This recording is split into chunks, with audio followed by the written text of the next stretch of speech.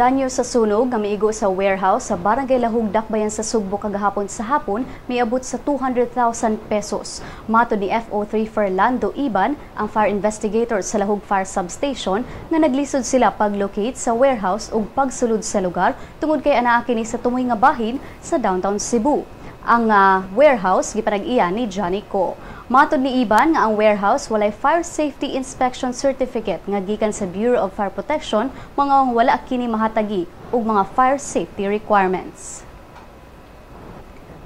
Kauban nato karon si FO3 Iban. Sir, unsay atong awhag sa mga establishmento nga walay fire safety inspection certificate? Dapat yun, ma'am, coordinate sila sa fire department, ma'am. Unya, kung sa mga recommendations nga among i-required nila para silang safety ilag yung tumanon. Kaya naman kayo bang establishment, ma'am, dili sila mo tuman kay mahal ko no ang fire protection equipment. Para kayo nato mga fire protection equipment, ma'am. Di ba na yung mahal? Ibutang nila mo, mugasto karon og fire protection equipment. Ang fire exhibition ko, tag-2.5 na doon sa pinausa. Yan, ibutang kagda po sa 2,500. Sila ba na?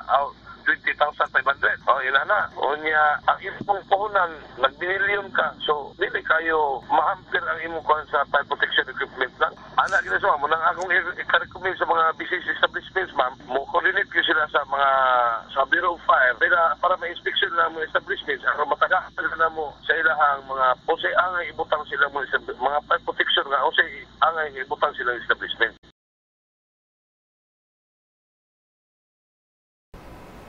Daghang salamat FO3 Fernando Iban, ang fire investigator sa Lahug Fire Substation.